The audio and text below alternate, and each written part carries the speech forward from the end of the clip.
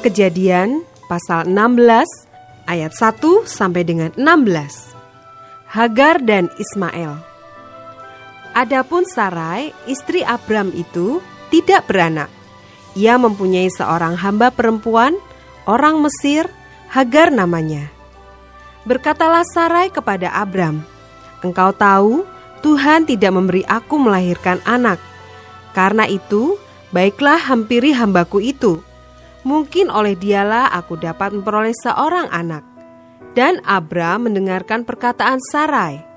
Jadi Sarai, istri Abram itu, mengambil Hagar hambanya orang Mesir itu, yakni ketika Abram telah 10 tahun tinggal di tanah Kanaan, lalu memberikannya kepada Abram suaminya untuk menjadi istrinya. Abram menghampiri Hagar, lalu mengandunglah perempuan itu. Ketika Hagar tahu bahwa ia mengandung, maka ia memandang rendah akan nyonyanya itu. Lalu berkatalah Sarai kepada Abram, "Penghinaan yang kuderita ini adalah tanggung jawabmu. Akulah yang memberikan hambaku ke pangkuanmu." Tetapi baru saja ia tahu bahwa ia mengandung, ia memandang rendah akan aku. Tuhan kiranya yang menjadi hakim antara aku dan engkau. Kata Abram kepada Sarai, "Hambamu itu di bawah kekuasaanmu. Perbuatlah kepadanya apa yang kau pandang baik." Lalu Sarai menindas Hagar, sehingga ia lari meninggalkannya.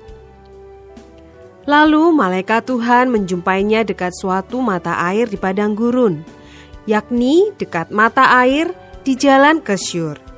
Katanya, "Hagar, hamba Sarai, dari manakah datangmu dan kemanakah pergimu?" Jawabnya, "Aku lari meninggalkan Sarai nyonyaku." Lalu kata malaikat Tuhan itu kepadanya, "Kembalilah kepada nyonyamu, biarkanlah engkau ditindas di bawah kekuasaannya."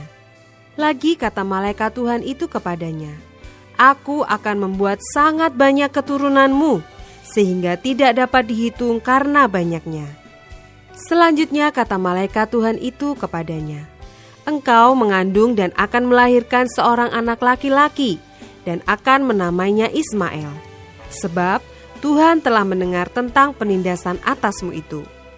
Seorang laki-laki yang lakunya seperti keledai liar, demikianlah nanti anak itu. Tangannya akan melawan tiap-tiap orang, dan tangan tiap-tiap orang akan melawan dia.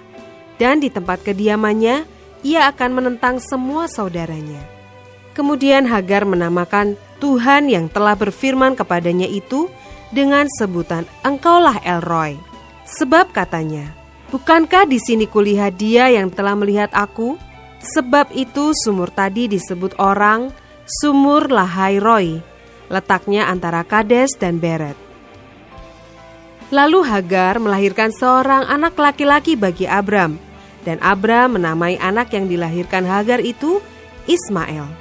Abram berumur 86 tahun ketika Hagar melahirkan Ismail baginya.